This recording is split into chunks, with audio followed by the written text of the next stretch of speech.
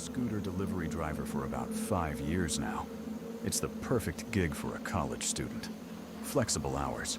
I can listen to podcasts. And mostly, you just wait for someone's dinner to cook. I've seen my share of weirdness drunk customers. High people trying to run off without paying. But nothing genuinely terrifying. Nothing like the movies. Until that night. It was a miserable, cold, and rainy evening. Past midnight, my last order. The address was 212 Ocean Drive. This is one of those neighborhoods where the houses are set far apart, with dense trees and streetlights that are always out. I took the order reluctantly. It was a bizarre list. 2 milkshakes and a large side of cheese sauce. No fries, no chips, no anything to dip. Just sauce. Pitch black. When I pulled up to 412, I had to stop and stare. The house was enormous, a 3-story Victorian monstrosity, and it was pitch black. Not just lights out, I mean there wasn't a single light on in any window. No porch light, no pathway illumination. Just the silhouette of the house against the wet sky. I double-checked the address. 412. Yep, I parked on the shoulder, grabbed the bag, and walked up the long, slick driveway. With every drop of rain hitting my hood, I felt more and more uneasy. I rang the doorbell. Silence. I rang again, holding it down a little longer. The heavy dark green door cracked open, no more than a 2-inch gap. I couldn't see a face, just a patch of total darkness, and a very pale hand that reached out from the void. The hand was thin, almost skeletal, with long, unnaturally crooked fingers. The voice and the smell. Yes? A whisper came out. The voice was feminine, but so quiet and raspy that I had to press my ear to the gap to hear it. Did you bring it? Yes, ma'am. Here you go. I held out the bag, offering a nervous smile into the darkness. Your order. 2 shakes and the sauce. That's $28.40. Cash or card. The hand didn't take the bag. It just hung there. Card. I held out the terminal. I didn't see her swipe or tap, but I heard a faint click and a beep confirming the payment. Thank you, ma'am. Here's your receipt copy. And here's your bag.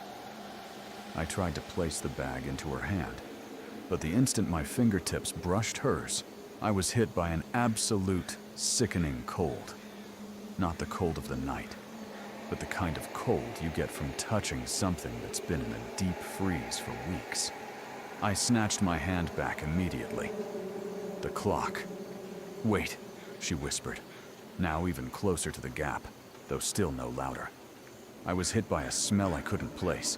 Not decay, not sewer, but a cold, raw, metallic stench like butchered meat, mixed with something sickeningly sweet, like spoiled milk. She leaned in, squinting into the gap. As my eyes adjusted to the darkness, I saw a shape inside the crack, and then I heard it. Tick. Tick. Tick. It wasn't the sound of a normal wall clock. It was loud, heavy, and sounded like it was right behind the door, possibly mounted on the wall directly opposite me. It was the only sound in the house, a massive, oppressive ticking, counting down something. You smell fresh, she whispered. It wasn't a compliment. The voice was devoid of any emotion, just a cold, primal statement of fact. Thanks.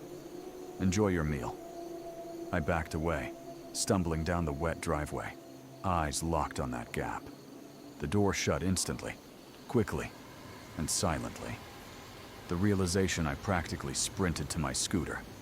Once I hit the main, well-lit street, I finally caught my breath, and then the pieces clicked together. The hand.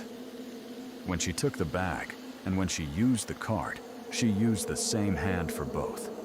To take the bag from my right hand and use the terminal I held in my left, she would have had to move substantially. But she didn't move.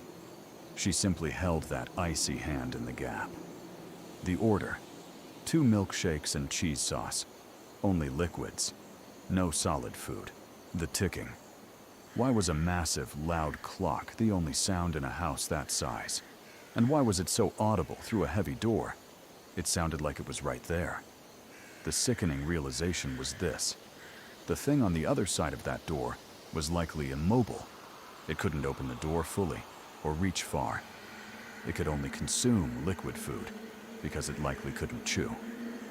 The constant, loud ticking was the sound of a life support system, or perhaps some antiquated machine keeping it functional. When she leaned in, she wasn't looking at me. She was smelling me. She knew I was something edible, something fresh. I checked the receipt copy.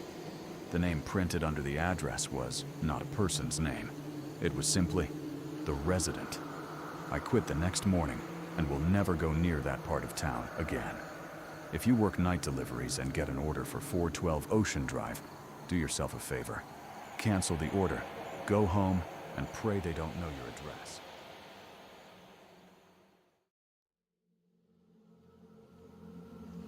I work for a small company doing site inspections for rural energy projects. I spend most of my time driving on remote county roads.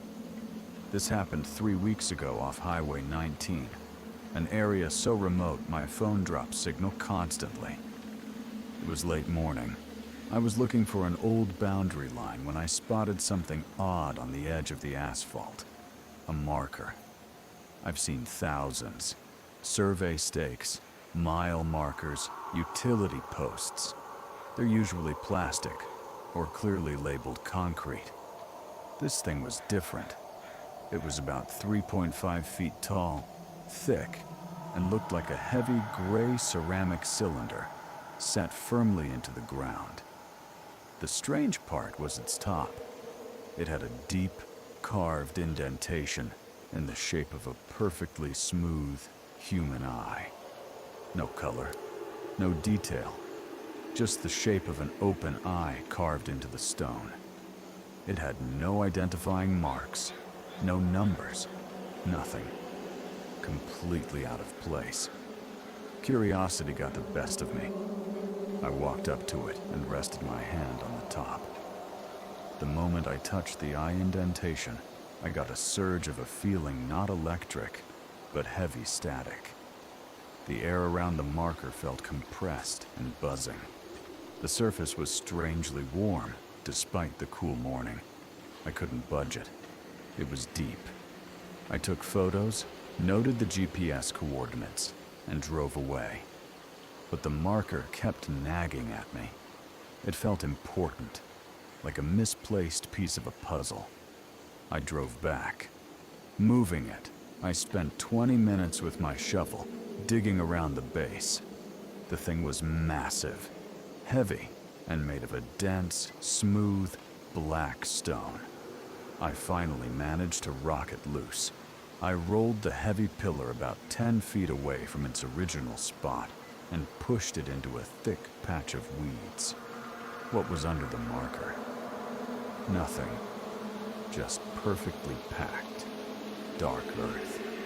No pipe, no wire, no base plate. The pillar was simply sitting there. Feeling utterly ridiculous, I took one last photo of the empty spot and left in a hurry.